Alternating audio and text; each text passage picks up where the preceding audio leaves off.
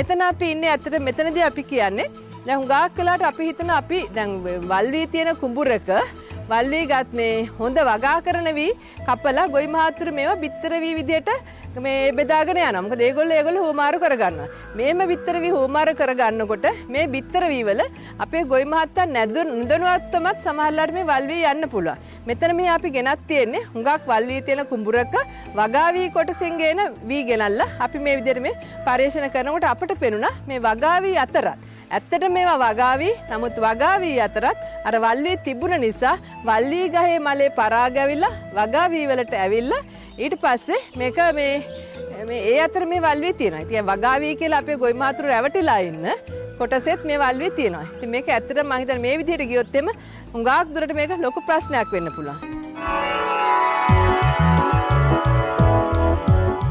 පාලනය ගැන කතා කරනකොට මේ පාලනය අපිට අවස්ථා තුනකට බෙදන්න පුළුවන්. තමන්ගේ කුඹුරේ වල්වී තියෙන අවස්ථාව මත, ඒ කියන්නේ ගහන ප්‍රමාණය මත. දැන් මෙතන කුඹුර නම් ආරම්භක අවස්ථාවේ නිසා මේක ඉතාම පහසුවෙන් මම අර මුලින් කිව්වා වගේ මේ උඩ කරල් ටික එක්ක කපලා ඇරලා මේ පැල ටික ඉවත් කරලා ඊළඟට පිරිසුදු බිත්තර වී භාවිතා කරලා මේ පාලනය කරගන්න පුළුවන්. නමුත් අල්පැල ගහන හුඟක් වැඩි කුඹරකට මේක කරන්න අමාරුයි. මොකද මේක අපේ පස කියන්නේ බීජ බැංකුවක්. සමහරවිට මේක මේ කන්නේ ඇති වෙච්ච දෙයක් නෙවෙන්න පුළුවන්. කන්න කිහිපයක් තිස්සේ මේ පසේ තිබිලා තව තවත් මේ ඇට පැලවෙන්න පුළුවන්. එහෙමනම් අපිට මේ වගේ අවස්ථාවකදී මුලින්ම කරන්න ඕනේ බිම් සකස් කිරීමේදී වැඩි අවධානයක් යොදන්න ඕනේ.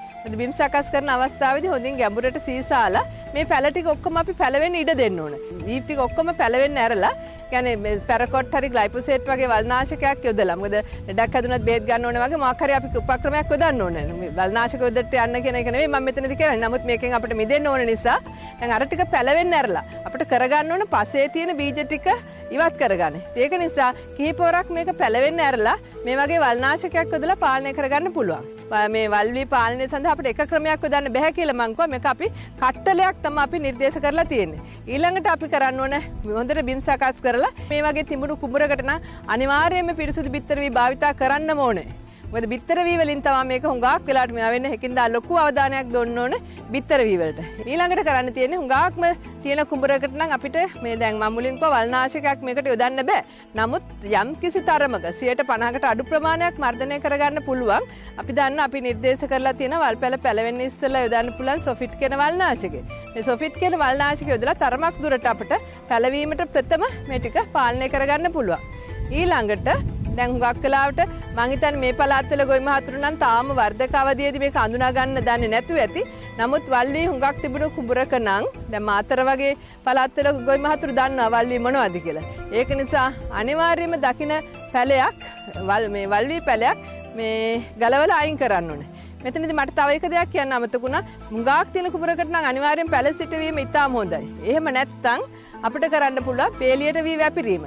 මොකද පේලියට වී වපුරනකොට අපි වගා කරන එක තමයි පේලියට දමන්නේ. ඊළඟට මැද පැලවෙන්නේ වල්වී පැලේ. අඳුනා ගන්න බැරි වුණත් අපිට වීඩරේ භාවිතා කරලා මේක පාලනය කරගන්න පුළුවන්. ඊළඟට දකින්න හැම ගහක්ම අඳුනා ගන්න පුළුවන් වෙන අවස්ථාවේ අනිවාර්යයෙන්ම ගලවන්න ඕනේ.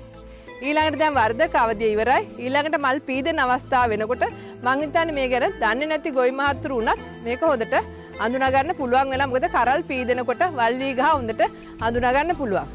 අනිවාර්යයෙන්ම මේ අවස්ථාවේදී මේ කරල් ටික කුඹුරෙන් ඉවත් කළ යුතුමයි.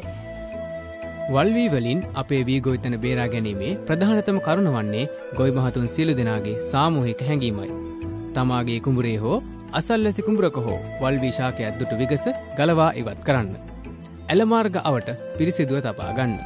ඉතින් අප සියලු දෙනා අවධානය යොමු කර ඉදිරියේදී වගා වී වල්වී වලින් බේරා ගතහොත් විශාල ආහාර අර්බුදයක මන් අවුරාලිය හැකි බව පර්යේෂණ අංශ පෙන්වා දෙනවා.